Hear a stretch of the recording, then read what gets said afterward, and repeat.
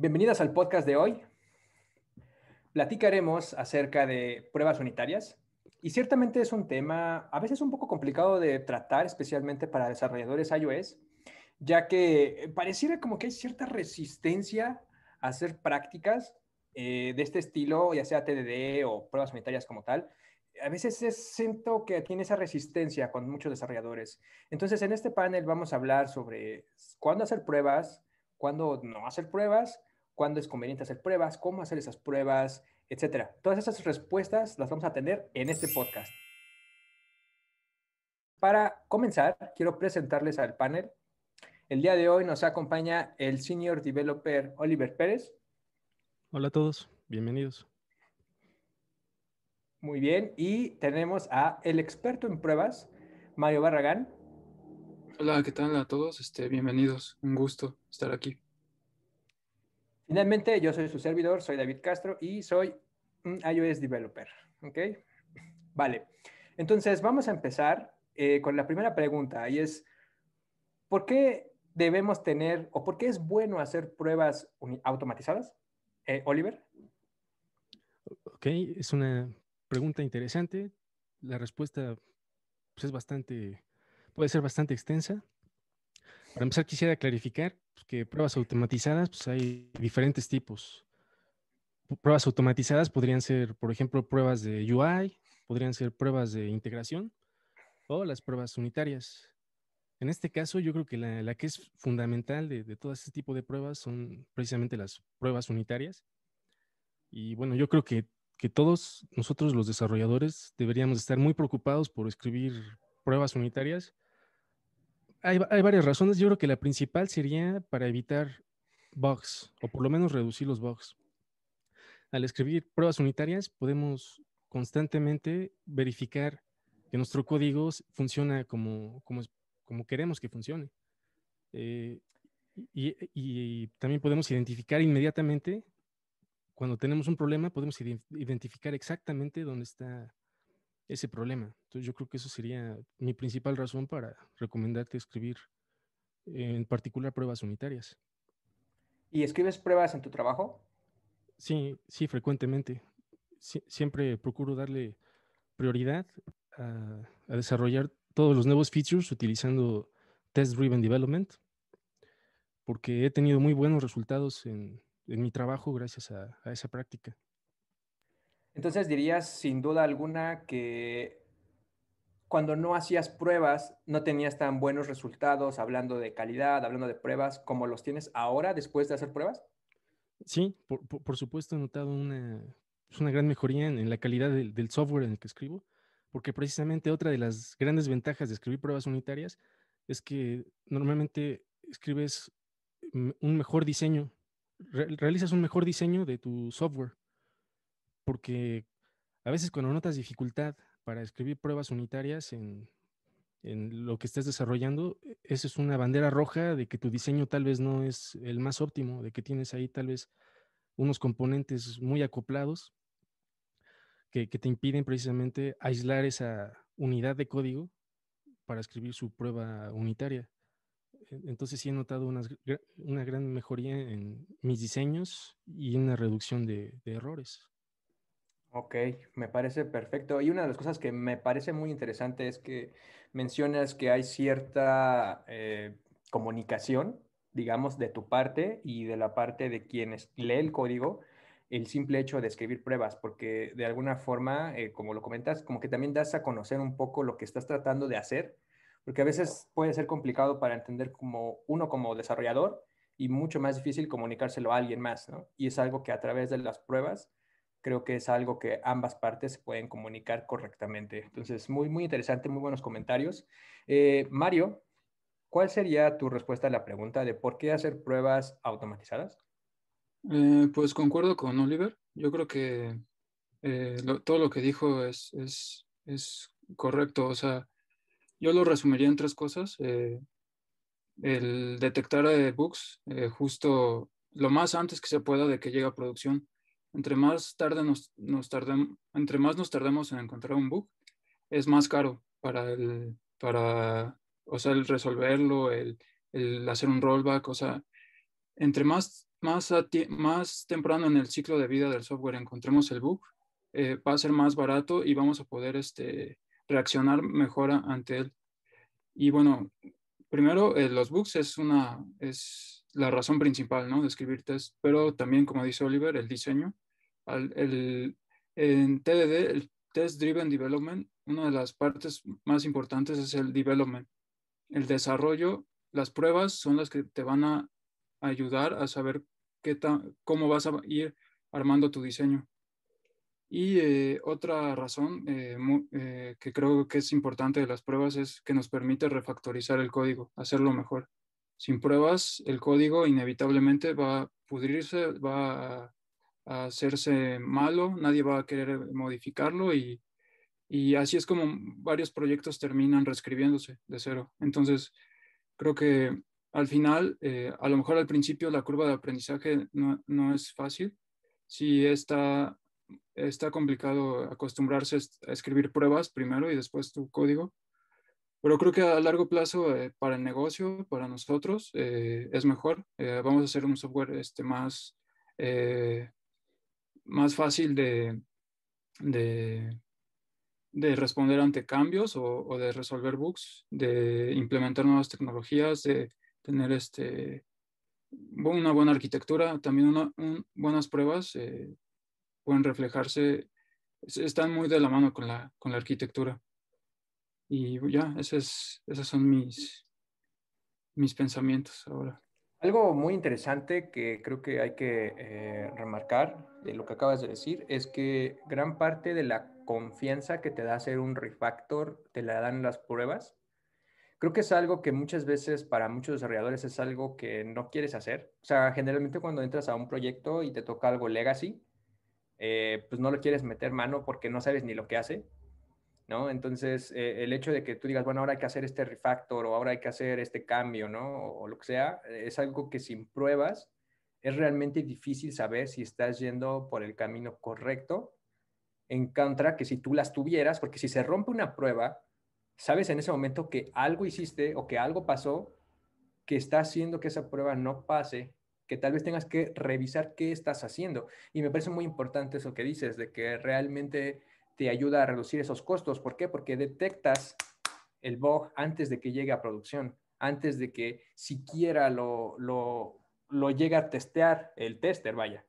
Entonces, creo que es súper importante lo que acabas de mencionar. Yo creo que en verdad es algo que muchas veces uno como dev tiene que esforzarse en hacérselo notar al cliente de que las pruebas son en beneficio del proyecto, son en beneficio de tu tiempo como dev, porque cuántas veces no pasa de que 3 de la mañana y te llaman porque todo está en llamas. ¿Por qué? Porque se rompió, porque alguien le movió, porque esto, ¿cómo es posible que no haya salido esto antes, no?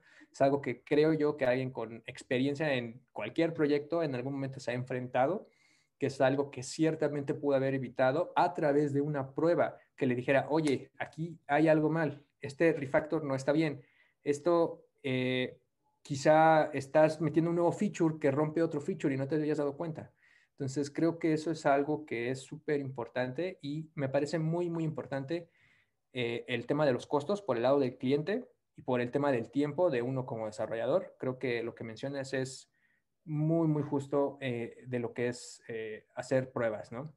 Entonces, si sabemos que hacer pruebas tiene todos estos beneficios, entonces yo las preguntas que le haría a Oliver es, entonces, ¿en qué casos podría hacer las cosas sin pruebas? Bueno, en general la recomendación es que siempre hagas pruebas, sobre todo de la lógica de negocio de tu aplicación.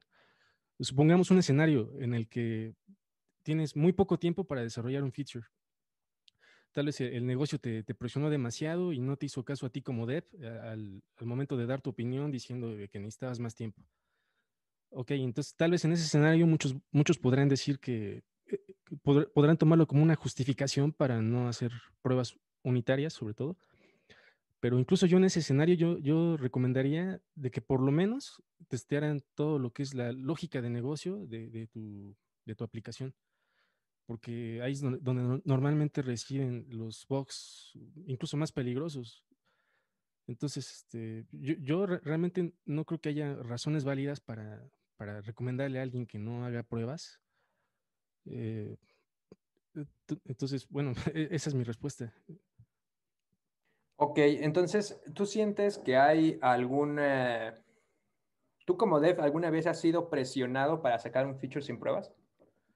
Sí, sí, sobre todo cuando estaba empezando en mi carrera, que pues de hecho no estaba yo muy familiarizado con todo esto de las pruebas unitarias, no sabía escribirlas bien. eh, También cedía yo muy fácilmente a las presiones de tiempo, pues en ese momento pues no me preocupaba por escribir pruebas unitarias, pero bueno, conforme he ido ganando más conocimiento sobre todos los beneficios que te brindan las prácticas de las pruebas automatizadas, yo ya siempre busco razones para encontrar tiempo, siempre busco encontrar tiempo para desarrollar con pruebas. ¿Y qué opinarías si te dijera que si yo hago una prueba, a lo mejor en el corto plazo, a lo mejor me va a llevar más tiempo, ¿tú creerías que si yo hago esa prueba hoy, me ahorraría tiempo en el futuro? Es decir, si te presionan a hacer un feature y generalmente bajo las prisas, uno como desarrollador, pues entre la presión, entre lo que sea, a lo mejor escribe lo primero que se te venga a la mente, la forma para solucionar el problema de momento, digamos. ¿Tú crees que es común que cuando tú implementas una solución de este estilo, después tengas que consumir más tiempo porque introduciste un bug o porque introduciste algún feature que a lo mejor no probaste por las prisas, que al final se convirtió en más tiempo a largo plazo porque ahora hay que mantenerlo? ¿Dirías que es algo acertado, algo correcto?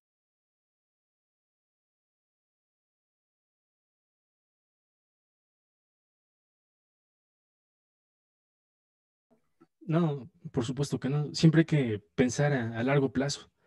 Lo que comentaba Mario, de que siempre hay que bueno, escribir pruebas unitarias a largo plazo dan un mayor beneficio económico a cualquier empresa, a cualquier proyecto, porque te brinda, te evita ese tipo de regresiones. Reduce demasiados costos en depurar bugs futuros. Y bueno, es una parte fundamental de la agilidad de software. Un software debe ser, debe de ser muy fácil de cambiar. El software debe ser soft para que pueda responder a las exigencias del mercado y puedas introducir nuevos features fácilmente y evitar regresiones. Entonces yo creo que a largo plazo siempre te dan mayor beneficio escribir pruebas en todos tus features. Ok, yo estoy de acuerdo. Creo que escribir pruebas, aunque tengas la presión del tiempo a mediano o largo plazo, definitivamente vas a ver el beneficio de que no tienes que regresar a hacer modificaciones que pudieran haber sido provocadas por meter código a pura prisa, vamos. Claro. Entonces, creo que muy bien, muy buenas respuestas. Mario, ¿tú sí encontrarías algún escenario donde no convendría hacer pruebas? Sí, bueno, hay un escenario de donde sí no, yo no hago pruebas y es cuando quiero hacer un prototipo, no sé, por ejemplo, ahorita que está de moda SwiftUI, a lo mejor voy a hacer un proyecto ahí de juguete, ¿no? Para practicar, para ir conociendo la tecnología. Aquí yo creo que no vale la pena hacer pruebas, simplemente estoy experimentando. Y en un proyecto que no tenga pruebas, voy a estar 100% seguro que es un proyecto desechable. O sea, todo el código que vaya a hacer ahí no va a ir a producción nunca, simplemente es para practicar. Entonces, solo en ese caso es cuando yo creo que no es necesario escribir pruebas. Por ejemplo, yo hice mi proyecto, ya validé que SwiftUI es lo que necesito. Entonces, ahora sí, tiro a la basura ese proyecto y ya empiezo mi proyecto con pruebas. Y yo creo que todas las pruebas deben venir, ya las tenemos que tener estimadas. No es bueno sacrificar la calidad por querer cumplir y entregar a tiempo. Siempre es una bomba de tiempo que tarde o temprano nos va a explotar. O sea, las pruebas las tenemos que considerar sí o sí en el desarrollo. Ok, muy interesante esa parte. Pero yo te haría una pregunta. Entonces, si yo como cliente te digo, oye, ¿sabes qué? Quiero hacer el MVP de mi producto, que salga lo más pronto posible. Digamos, es un proyecto rápido. En ese caso, con lo que acabas de decir, ¿harías o no harías las pruebas? En ese caso sí, yo creo que un MVP es algo muy distinto a un prototipo. O sea, un MVP es el producto mínimo necesario que necesitamos para mandar a producción. Un MVP sí, sí debe tener pruebas. Un prototipo, ese sí se va a desechar, no importa. El MVP sí, Entonces, bueno, perdón por interrumpir ahí, pero entonces, si entiendo bien lo que nos estás tratando de decir es, tú dirías entonces que, digamos, yo hago un prototipo y este prototipo va a tener features o combine o lo que sea que quieras probar. ajá, Es un producto para mí, como dev, digamos. ajá. Entonces, en ese escenario, tal vez podría pasar sin hacer pruebas, pero digamos que cualquier producto, sea mínimo, o sea el mayor producto, digamos, posible, o indistintamente del tipo de proyecto, con que yo le entregue algo al cliente, algo que un usuario pueda probar. Entonces, en ese escenario, sí o sí, recomendarías hacer pruebas. Si ve la producción, debe tener pruebas, sí o sí. Sí, todo producto de software serio, yo creo que debería de tener pruebas. Incluso diría que debería de ser desarrollado siguiendo TDD. Ok, pues sí, yo estoy muy de acuerdo con todo lo que acaban de decir. Yo creo que, o sea, al final, aunque sea un MVP, aunque sea un producto gigante o un proyecto pequeño, yo creo que finalmente si tú le vas a entregar código al cliente, sí o sí tiene que tener una serie de pruebas. ¿Por qué? Porque tienes que garantizar de alguna forma que lo que tú estás haciendo o lo que estás planteando o la solución que vas a dar funciona. Quizá no es perfecta, pero que por lo menos tú tengas cierta confianza, y creo que esa es la palabra clave, confianza en entregar algo que estés haciendo. Entonces yo creo que por esa parte, de verdad, sí es súper, súper importante tener pruebas. Ahora, yo les voy a hacer una pregunta empezando por Mario. Entonces, digamos, soy un dev nuevo, acabo de salir de la universidad, no sé hacer pruebas. ¿Valdría la pena gastar tiempo del proyecto o gastar tiempo, digamos, propio, digamos, en aprender a hacer pruebas? ¿Realmente crees que si no aprendí eso en la escuela, tendrá valor? ¿Tendrá algún caso que yo lo aprenda en un proyecto real? Sí, bueno, es que ahí ya es responsabilidad de alguien más senior que oriente a los que van empezando y decirles la importancia, ¿no? de hacer pruebas. A mí me hubiera gustado que cuando empecé mi carrera, pues tuviera un mentor, ¿no? Que me dijera, este, pues las pruebas son esto y a largo plazo te van a ayudar. Y pues no, la verdad, ha sido aprender a prueba y error, a la mala. Y si hay alguien que va saliendo de la universidad, tiene una desventaja de que no sabe que eso es importante. O sea, yo cuando salí de la universidad, las cosas que yo creía que eran importantes, es Swift, ¿no? El nuevo lenguaje. Ya salió el nuevo framework. Y yo creo que, bueno, hay que apoyar nosotros como seniors, que ya tenemos la experiencia, a los más jóvenes. Y a lo mejor un podcast como este puede ayudarle a los que van empezando a darse cuenta, ¿no? Que hay cosas que no cambian nunca, que son independientes de frameworks o tecnologías y, y ir pasando el conocimiento. Siento que eso es algo que nos hace mejores como comunidad de desarrolladores. Ok, algo muy importante que creo que es muy bueno remarcar de lo que acabas de decir es el hecho de que hay que. Siento que muchas veces muchos desarrolladores, sobre todo de iOS, ahora que salió SwiftUI, salió Combine, como que muchos desarrolladores siguen la moda. Es que este es el framework de moda. O cuando salió Viper, ¿no? De que, ya, porque lo hago en Viper, ya es la solución a todos los problemas. Yo siento que cazar ese tipo como de modas de programación son equivocadas y creo que justo lo que acabas de decir es súper importante. Hay cosas que no cambian, o sea Viper, sea MVVM, sea MVP o lo que sea, sea Alamo Fire, lo que tú quieras. Siempre va a haber cosas que no cambian. Y creo que el hacer pruebas te va a ayudar a que te hagas independiente a esos frameworks. O sea, si yo te dijera, Mario, si yo hago unas pruebas en Alamo Fire, digamos, ¿tendría que reescribir mis pruebas para hacerlas con NSURL Sessions? Eh, pues bueno, aquí tendremos que definir también qué hay que probar, ¿no? O sea, por ejemplo, un código como los frameworks de Apple, a lo mejor ahí ya no vale la pena probarlo porque se supone que Apple ya probó sus frameworks, o también Alamo Fire se supone que ya tiene sus pruebas. Lo que sí hay que probar es la implementación, cómo los estamos usando y cómo cómo responde, ¿no? A lo que necesitamos. Entonces, más bien que hay que probar todo lo que podamos controlar nosotros, porque hay muchas frameworks que pues no, o sea, no podemos cambiarlos, y a lo mejor probando la implementación nos podemos dar cuenta de bugs de ese framework y actuar para mitigarlos lo más pronto posible. Ok, me parece una respuesta excelente. Entonces, eh, para ti, Mario, Oliver, eh, ¿tú le dedicarías tiempo entonces, si eres alguien que recién acaba de egresar, le darías tiempo a escribir pruebas? Y si no he conocido el mundo real, digamos, no he conocido lo que es laborar como egresado, ¿valdría la pena que le dedique a hacer pruebas? ¿Qué recursos podría hacer? ¿Qué consejo le darías a alguien que acaba de salir de la universidad el día de hoy, a pesar de que esté CBI o Combine? ¿Le darías algún consejo específico a pruebas? ¿Le darías el tiempo?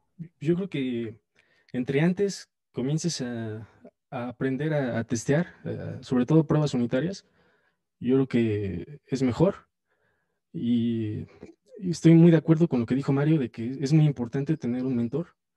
Entonces, si ese alguien que acaba de salir de la universidad acaba de conseguir su primer trabajo, yo creo que sería muy importante buscar mentoría de parte de los desarrolladores más expertos. Y porque son muchas cosas, o sea, las pruebas unitarias es una de varias cosas, pero también es muy importante aprender los principios básicos que son independientes de la plataforma en la que estás desarrollando. También los patrones de diseño, los principios SOLID, cómo escribir código limpio, o sea, todo eso va relacionado. Todo eso va muy de la mano con las pruebas unitarias. De hecho, uno de los beneficios de las pruebas unitarias es que precisamente te permiten escribir código más limpio, mejor estructurado. Entonces, yo creo que sí es muy importante cuando acabas de salir de la universidad encontrar a alguien que te guíe por ese camino. Yo también le Y recomiendo. digamos, Sí, perdón que te interrumpa, pero a ver, claro. digamos que yo soy un egresado de iOS, tomé un diplomado en X escuela Ujú. y voy a empezar a trabajar. Soy el único iOS que hay. Pues soy el único dev, para pronto. ¿Qué hago? ¿Qué puedo hacer? ¿Con quién me oriento? ¿Vale la pena que haga las pruebas? ¿Qué le recomiendas en ese escenario? Porque hasta ahora hemos hablado de un mentor, pero digamos que si el mentor, el que más sabe del proyecto, a lo mejor no le dedica tiempo o no le ve importancia hacer pruebas, entonces, ¿qué consejo le darías a alguien que entró a un proyecto que no tiene con quién acercarse o quien sus superiores le dicen que no vale la pena probar o no le encuentran valor a las pruebas o para pronto, lo peor, no saben hacer pruebas? ¿Qué harías en ese escenario? Ok. De hecho, es un escenario muy común, creo yo. Muchos empezamos así. Bueno, en ese caso y basado en mi experiencia, lo que le recomendaría es estudiar por su cuenta, buscar libros. Hay muchísimos recursos online donde se puede aprender más sobre cómo hacer pruebas unitarias. Entonces, el consejo que yo le daría es comprar un curso o comprar un libro en donde aprenda los fundamentos de cómo hacer pruebas unitarias. Y, y pues, tratar de poco a poco irlas metiendo en su día a día, en su trabajo. O sea, tal vez al final de que acabaste el feature, tal vez ya lo entregaste y tienes un poco de tiempo y pues tal vez ahí meterle un par de pruebas para respaldar de que no tiene bugs. Yo Ok, así recomendaría empezar. ok. Mario, tengo una pregunta para Mario. Mario, ¿tú tendrías algún libro o alguna recomendación, algún recurso que recomendarías a alguien para empezar a hacer pruebas? Sí, un libro que me ayudó muchísimo cuando empecé a hacer pruebas es de hecho aquí lo tengo, es no sé si se alcanza a notar. Bueno, va a estar en la descripción, es iOS Unit Testing by Example de John Reid. Es un libro buenísimo, va desde lo más básico hasta ya aplicar TDD y hace refactor de MVC, MVP, MVVM y todo respaldado con pruebas. Tiene un capítulo de snapshot testing, que pues, a lo mejor podríamos hablar de eso en otro podcast. Pero sí, ese libro creo que es de los pocos que hay de iOS, de unit testing, la verdad. Eh, no se me ocurre otro, pero sí. Igual les vamos a dejar una bibliografía en los comentarios para que ustedes puedan consultar otros recursos, otros libros que creemos que les van a ayudar en su carrera. Esto es por si no tienen como por dónde orientarse. Estos son definitivamente los pasos en la dirección correcta para empezar a escribir pruebas. Ahora, otra pregunta y algo que me parece muy interesante es que estamos hablando de lo importante que es hacer pruebas. Entonces, esta pregunta va para Oliver. Oliver, ¿tú dirías que entonces mi código tiene que estar testeado al 100%? En- Idealmente, sí. O sea, idealmente debes de tener todo tu código, debes de verificar que funcione como esperas que funcione. Pero como comenté hace un momento, si tuvieras que elegir por cuestiones de tiempo o cualquier factor externo, solo una parte de tu código que testear, yo diría que esa debería de ser la lógica de negocios. Pero bueno, idealmente siempre deberíamos de buscar tener un coverage aproximadamente del 100%. Hay algo que pasa curiosamente con el coverage, que es que un alto porcentaje no quiere decir que realmente estemos testeando efectivamente 80% de nuestro código o 90% de nuestro código. Eh, l- eh, Específicamente en Xcode, la forma en la que funciona el code coverage es que se mide eh, por el número de líneas que se ejecutan cuando corres tus pruebas unitarias. Pero si al ejecutar tus pruebas unitarias, por ejemplo, se corre la aplicación en el simulador y se ejecuta el app delegate, pues va a estar usando como métrica el código del app delegate o del scene delegate, aunque no tengamos ninguna prueba del scene delegate. Entonces, a veces los porcentajes son un poco, poco confiables realmente. Y bueno, ¿tú qué dirías, Mario, sobre si debería probar mi código al 100%? Sí, yo creo que hay casos que a lo mejor no hay que ser tan quisquillosos. A lo mejor es que también depende de la aplicación, ¿no? A lo mejor una animación para nuestra aplicación, pues no importa tanto testearla, ¿no? Entonces, a lo mejor solo nos importa el UI y a lo mejor hay un snapshot test. Yo creo que, como dice Oliver, mientras probemos la parte esencial, la parte que sabemos que puede cambiar, eh, ya con eso. También, como dice Oliver, el code coverage es engañoso. Hay veces que podemos tener un test 100% de coverage, pero no hacemos ningún assert, ¿no? En nuestro test. Entonces, de nada sirve el test, pero tenemos 100% de coverage. Entonces, es importante tener en cuenta eso, que 100% de coverage no significa que tienes tests confiables. Eso me parece muy interesante porque muchas veces, bueno, o los devs que ya al menos empezaron a hacer algo de pruebas y ven su test coverage, o sea, si haces una prueba de UI, ya ves el 60% de coverage, ¿no? Y ya probé todo el código, ¿no? Pero pues, la verdad es de que no es el caso, o sea, realmente no es una métrica por la que se deberían usar.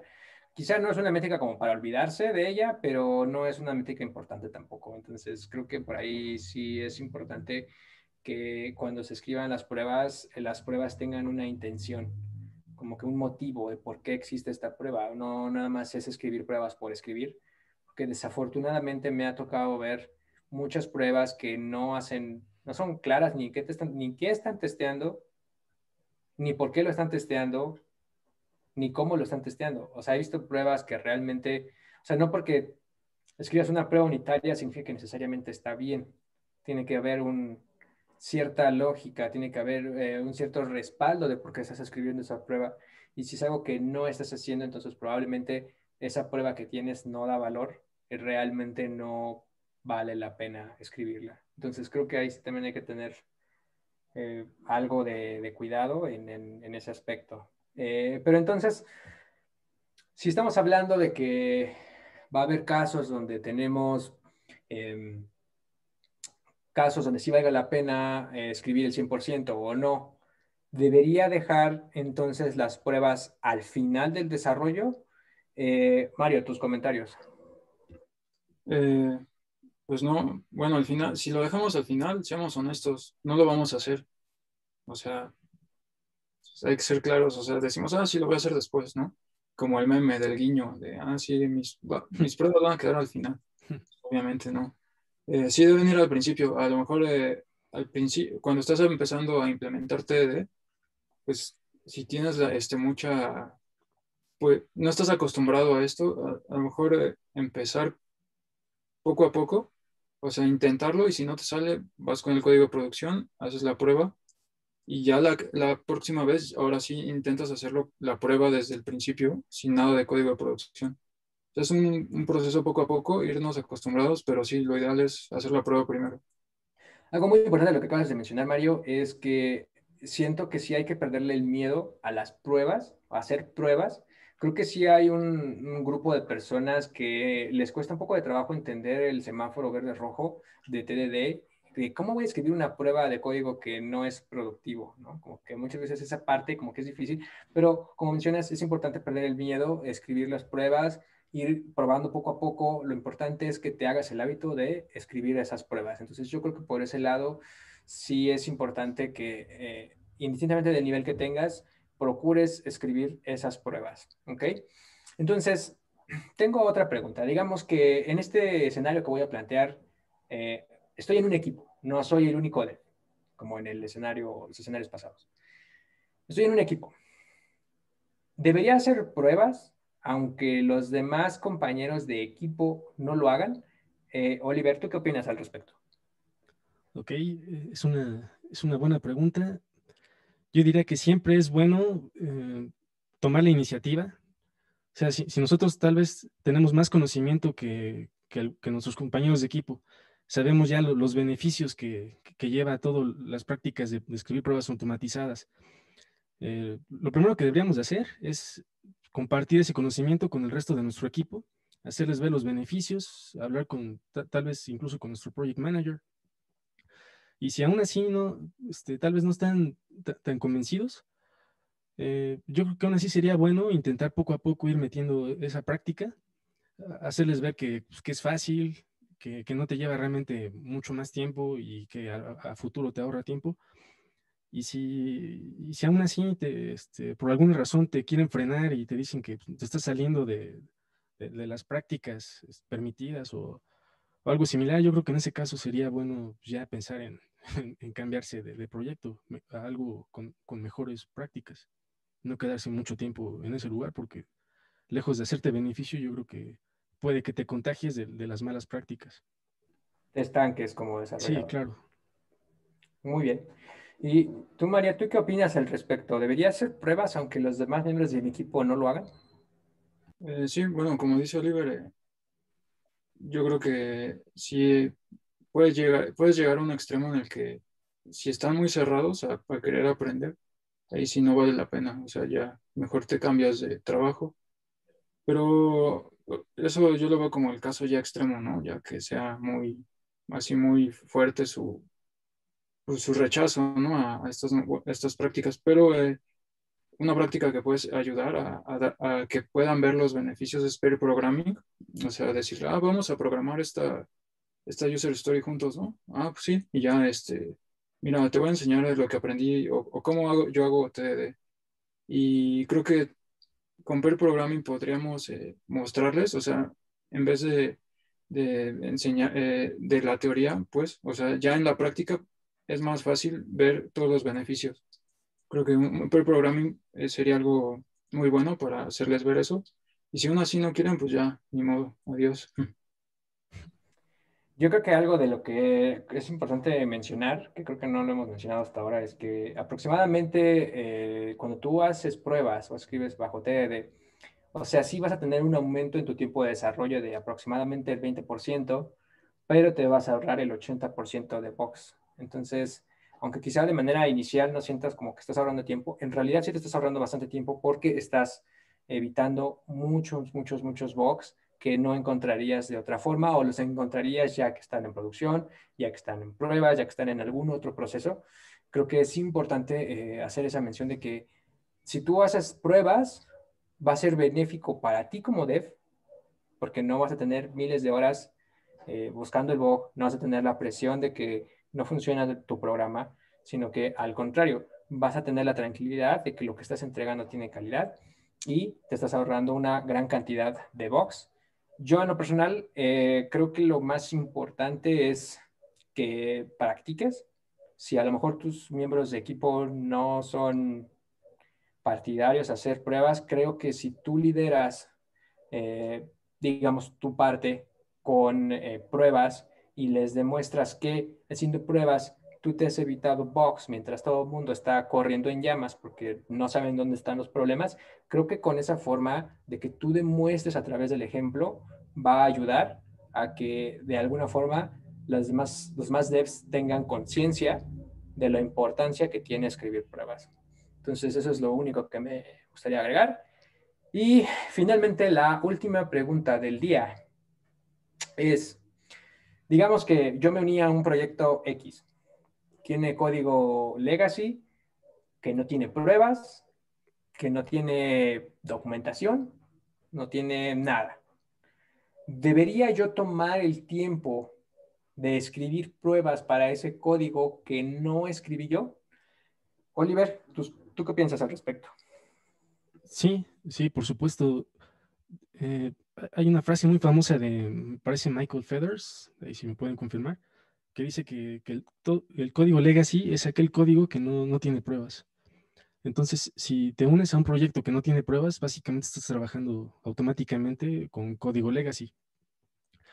Y, pero la solución ah, para este problema es precisamente ir comenzando a escribir pruebas unitarias con una técnica que se llama Characterization test de caracterización, que es simplemente escribir pruebas unitarias que validen el comportamiento actual del código de la aplicación. Como ese es un código que probablemente ya está en producción, puedes asumir que es un código que no tiene bugs. Entonces tú al escribir pruebas unitarias simplemente para verificar el comportamiento actual, eh, podrías ya comenzar a trabajar sobre ese código, podrías empezar a modificarlo y podrías estar seguro de que tus cambios no están impactando la implementación actual. Entonces yo creo que que sería la forma de trabajar con este tipo de código. O incluso también podrías ir, si ya tienes más conocimientos sobre TDD, te sientes más cómodo con TDD, podrías empezar a reescribir el código actual de la aplicación, empezando por las pruebas. Y de esta manera podrías empezar poco a poco a migrar componentes de código legacy a componentes eh, con pruebas unitarias que puedas modificar con toda la confianza de que no lo vas a romper. Ok, me parece muy interesante esa parte, sobre todo porque creo que gran parte de cómo hacer esas pruebas a código legacy es, bueno, al menos así como yo lo he hecho, es de que cuando toco código legacy procuro escribir pruebas de eso que estoy tocando. Entonces, de alguna forma como que se va permeando poco a poco en el código y de alguna forma permite que la próxima vez que tenga que hacer algún cambio, al menos ya hay un test que valida que lo que estoy haciendo no rompa con lo que pensaba en ese momento. Entonces, yo creo que eso que mencionas es algo muy importante, sobre todo para los que están en proyectos donde no se siguen buenas prácticas. Entonces, muy bien tus comentarios, excelente. Mario, ¿tienes algo que agregar a lo que menciona Oliver?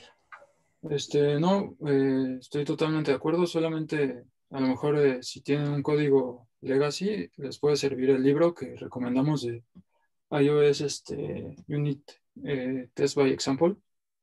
Y también hay uno que ya es, no es específico de Swift, pero es Working Effectively with Legacy Code de Michael Feathers, para que lo compren también. O hay unos chavos en YouTube, Essential Developer, ellos tienen algunas lecciones de testing. Entonces, y de código legacy también. Entonces, a lo mejor si necesitan más ayuda para ver cómo técnicas para esto, como los characterization test, este material les puede ayudar. Y ya, sería todo de mi parte. Ok, entonces ya para cerrar, me gustaría nada más un breve comentario de, entonces, ¿en qué posición quedamos con las pruebas? Si hacemos pruebas, no hacemos pruebas, recomiendan hacer pruebas, un breve resumen de todo lo que platicamos el día de hoy, empezando por Mario. Sí, las pruebas son algo muy importante en la carrera de cualquier desarrollador. Sí hay que hacerlas, si no sabemos hacerlas, hay que estudiar. Y es algo que les va a ayudar a ver varias cosas que no las ves tan claras cuando empiezas a programar. Igual te va a ayudar a tener buena arquitectura. Y sí, hay que hacer pruebas, estudiar y pues también compartir, ¿no? Enseñar a los que no saben. Excelente tus comentarios. Oliver, ¿algún comentario antes de cerrar? Sí, solo remarcar la importancia de las pruebas automatizadas y en especial las pruebas unitarias. En este podcast hablamos principalmente de las pruebas unitarias. Hay otros tipos de pruebas, como dijimos, de integración, de UI, cada una tiene su lugar, pero de todas estas, la más importante sin duda son las pruebas unitarias. Entonces yo creo que todos los desarrolladores deberían de saber mucho sobre cómo escribir este tipo de pruebas, porque te traen un montón de beneficios, más allá de la detección temprana y puntual de bugs. eh, Te ayuda a escribir código mucho más limpio y bueno, en mi experiencia personal, aprender a hacer pruebas unitarias fue el primer paso a, a profundizar más en este mundo de desarrollo, de desarrollar software limpio.